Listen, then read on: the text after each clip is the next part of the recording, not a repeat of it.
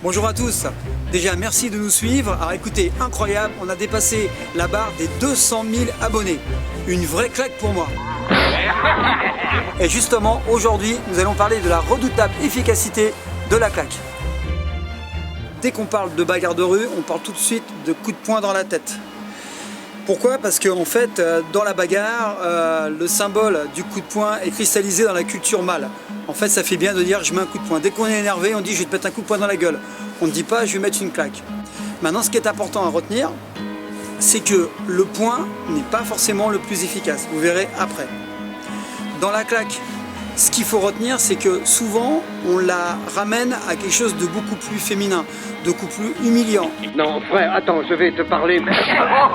Et vous allez voir qu'on peut en faire une arme destructrice. Plusieurs points vont être abordés dans la vidéo. Premier point, pourquoi la claque est intéressante. Deuxième point, comment frapper, ou frapper les cibles. Ensuite, au niveau juridique, ce qui est intéressant. Et enfin, je dirais, c'est les techniques pour améliorer la technique de la gifle. Alors, l'intérêt de la gifle, justement, c'est que vous êtes main ouverte. C'est un mouvement qui est naturel.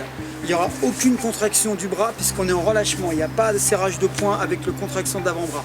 Vous serez complètement relâché. Donc dans une bagarre, le premier réflexe, c'est serrer les poings. Donc c'est une codification, hein, c'est ce qu'on fait depuis le plus jeune âge. Quand on est énervé, je répète un coup de poing.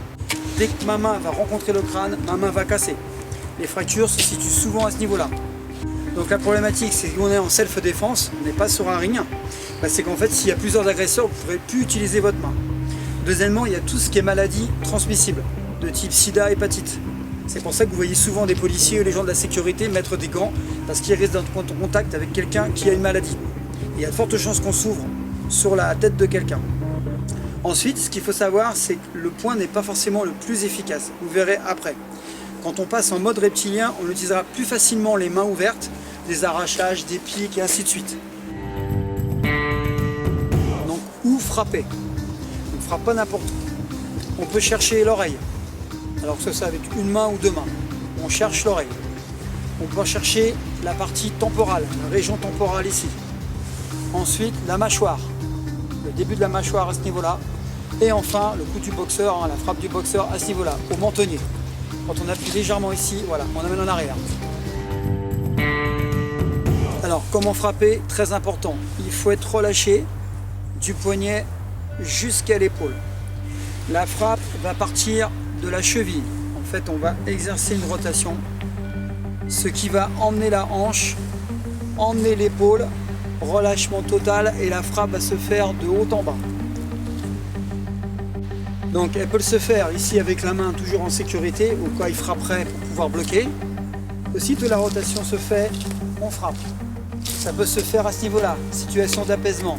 Ça s'envenime, il me frappe de ce côté-là en crochet, je bloque, je frappe.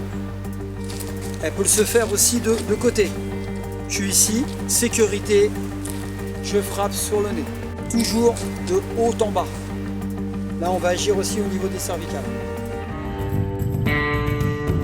La gifle est classée dans une certaine catégorie. Il faut savoir qu'en juillet 2016, la gifle et la fessée pour les enfants a été classée dans ce qu'on appelle les violences éducatives. Ce qui veut dire qu'on ne classe pas du tout la gifle dans le même registre que le coup de poing.